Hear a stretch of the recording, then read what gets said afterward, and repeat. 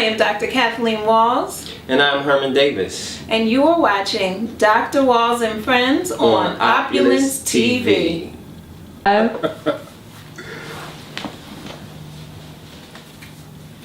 Welcome back to Dr. Walls and Friends. And as promised, here I am. I have a Herman to the left of me and a Herman to the right of me. And so I am a sister in harmony for real, huh? Lord, and you know, as I was sitting here, I said, Herman, H-E-R, her, M-A-N, man. Mm-hmm. So I guess I got her mans next to me. That's right. So I think it's important to bring you two together, and I'm fascinated by the fact that both of you are men who have been impacted by domestic violence. Mm-hmm. And you chose to start organizations and work with organizations to really combat this social, what do I want to call this? This plague. That's a great word, thank you. And so as we talk about needing to do something and stand up, and that's what you talked about in the last segment, was each of us doing our own part. And you both are doing your own parts. And in the process of doing it now, you're doing it together. Right. Well, you know, when God blesses something and God puts it together, the master chess player takes the pieces and we humble ourselves. Mm-hmm. The pieces fall in perfect alignment. Yes. So it's just a matter of time. Mm-hmm. So it is. Now you sitting over here shaking your head, and I know you're in deep thought. I concur. I'm a chess player, so I get it. And you know, what's funny is that growing up, I hated my name. Really? Only because it was doing Herman Monster, Herman the Catnips, and that was the era, right? You know, and but. I would call a girl's house and it's like, who's calling? I would say Herman. There's a Herman, or Herb's on the phone, or, stuff like that. But I love my name, and then to meet another Herman that is doing the same kind of work and has the same kind of passion for me, and I'm more in line with his passion than his name, because You meet so many people. I meet so many people is that they have a hidden agenda and it doesn't look like mine. Right. But his agenda looks like my agenda. And this, when I first met him, when we first introduced, when we shook hands and gave that brotherly hug, the energy was right. Yes. Yep. So I'm excited. And I think it's wonderful that collaboration has occurred, because a lot of times, as you talked about the explanation with She Is Me, a lot of times there's that competitive energy, and when the competitive energy is in the space, not as much work can get done. I just spoke to someone in St. Lucia about that. I've been talking about it for the last few months. I tell people, coming out of the martial art experience, I come out of competition, but I'm at the point in my life where I don't do competitions anymore. And the reason I don't do competitions, I don't put my work in competitions. I respect them. That's what people want to do. But for me personally, I just don't do them anymore, because when you do competitions, that means some part of your energy force, some part of your spiritual energy goes into trying to be better than somebody else. And I'm in my point in my life right now. I don't want to try to be better than you. I want to work with you. Yes. And that's where I am right now. We're losing our children to the streets. We have so much stuff, gang violence, gun violence, police violence. We're at a point in life right now, competition for me is like, I don't need it.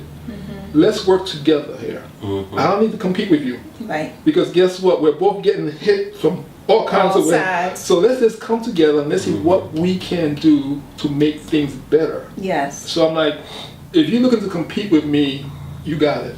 I'm not going to compete with you. It takes two for a competition. I'm not going to compete with you. But if you want to say, let's get together and let's see what we can do, I'm down with that. Because we are running out of time to where we could say, listen, the community is almost gone. Some people say it's gone already, but I refuse to give that up. If I got to hold on by a string, no, we got to fight. We gotta fight, because there's one little person in that community who wants to go to school and learn. Yes. There's one little person who wants to say, I want to play just play outside, not have to worry about a drive-by. If there's one little person in that community then it's worth fighting for. You know, as I said about Dr. King, you know, he fought for us. He fought for us. Malcolm fought for us. Garvey fought for us. You know, Medgar Evers fought for us. They didn't know who we were. They didn't know who we were by individuality, but they knew that we were there. Yes. And they kept on fighting. So we have to fight. I refuse to say it's a lost. It's not a lost cause. That's the first way of being defeated, is when you believe it's a lost cause. Well, you know, as I'm listening to you and I'm hearing, as Herman would say, your passion and your clarity of message and direction, I'm going to challenge you on one word. Okay. And that word is fight. Do we have to fight, or do we need to do something else? I think first we have to get our own definition for the word. Okay. What the word fight stands for to you. And how would you define it For me, yourself? when I say fight, it means put my best foot forward and look to make things better. Okay. That's what fight means to me. Because if I have to stand up for a fight, I will stand up to make things better. Right. Okay? Because during the 60s, a lot of us went to the streets. A lot of us marched. But a lot of us didn't know what we were marching for. We just sort of cried when we followed the crowd. Where y'all going? Where you going? Right? And I remember, I remember people, when I worked with Herman Sharpton, I remember people saying, yeah, people come out to march, but what are they marching for? That always hit me. Stuck in you. Yeah, what are we marching for? Because after the march is over, what are you going to do? Right. What are you going to do? So we had to have an agenda, take the word, and in the spirit of Kuchi Chakalia, Yes. self-determination. Name and do for yourself instead of having someone name and do it for you. That's what Kuchi Chakalia is about. That's the second principle of Kwanzaa. So what you're saying is take the energy, direct the energy appropriately, and move consistently in that space. Yes, that's what a lifetime commitment to Excellent. is. All right. Thoughts, comments? No, I concur. I mean, fight for me means don't give up. You know, my mom always says, you can be tired, you can be mad, but don't give up. You can't stop. That's right. You know, you can clock out for a minute, but you best come back. Don't give up. So for me, it's the same thing. Just you gotta keep going, keep putting your. And it's hard. This is not. This work is not. This is. It's not easy work. I'm not. What I'm gonna say is that it's not fun. I enjoy it, Yes. but it's not fun. This is not a day at the park. You know what I mean? Yes. But I enjoy what I do. Gotcha. So just don't give up. So I'm with my brother Herman over there. Yeah. Like Brother Herman has said, back in the 60s, and we look at what Dr. King was doing, but at the end of the day, you know what? Sammy Davis Jr. came out and sang. Halle Berry Fonda came out and sang. They still enjoyed themselves. They made sure that we had a balance of ma'at. Yes. We were fighting. We know where we're going, but you know what? We still had time to enjoy each other. Yes. We still had time to have a cookout. See, Dr. King, but Dr. King still went to Jamaica and relaxed and wrote his books, right? So for those who think it's all about this, no, it's a balance. There's a ma'at in there. We look at the ma'at. Yes. So we need all hands on deck. We need our rappers to write positive words. Yes. We need our musicians to give us that beat to march to. We need. Where's our dizzy? Where's the dizzy playing? So we need that beat. We need the song. So we march. We got to get that beat in there. So when they hear us coming, they will hear us before they see us. Yes. And they say, "Oh, we know what that's for." Okay. So we have all the pieces of the puzzle.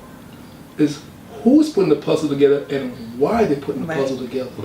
So once again, Kuchi Chakalia, self-determination. So I'm just sitting up here thinking, of course, I have songs and beats going through my head. Y'all know I do. I know you do. I know you do. Get me started. Let me hear what you got. So, but I think it is important that people hear what the both of you are saying. And I think it's also important that redefinition of fight gets put out there, because when people hear that word fight, they automatically think violence. The fists go up and they're thinking about hurting someone and someone there's a winner and there's a loser. But in this situation, you two are talking about everyone being a winner in a healthy and positive way. You know, back in the 80s, you know, Bruce Lee in Enter the Dragon said, the art of fighting without fighting. Okay? And you know, when in the martial arts, when we do young people, we say, the last thing you do is a physical confrontation. Because once you cross over that line, you can't come back. Right. So I'm going to teach you how to talk yourself out of a confrontation. I'm going to teach you how to say, my brother, I love you. So that way it brings the energy back down. Because you see, two male alphas get up there. No one wants to back down. But say, yo, man, I love you, bro. Thank you. What are you going to do for that? So the art of fighting without fighting. Okay. That's very important. Okay.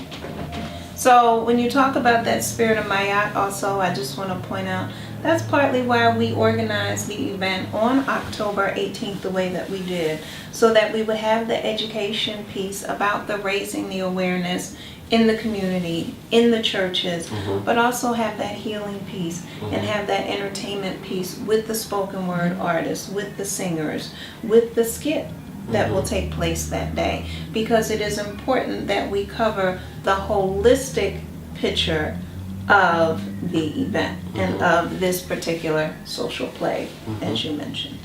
Yeah. So gentlemen, just in closing, what are some final words that you would like to give to our audience? Go ahead, Brother Herman. Put it on me. Put it on me.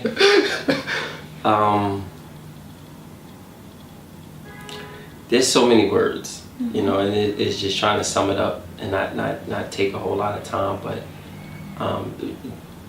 be the change that you want to see. And more importantly, I think that goes to the point you were saying, being responsible what's going on in your home, being responsible what's going on in your home, being responsible and going to your home, being peace and peace, and it'll all equal up to the exact same thing. Yes. You know, so be the change that you want to see, and believe that you can be that change. I know that's right. Yes. That's a good Gandhi. Huh? That is. Yeah. I mean, for me, it's just the word journey, a lifetime commitment.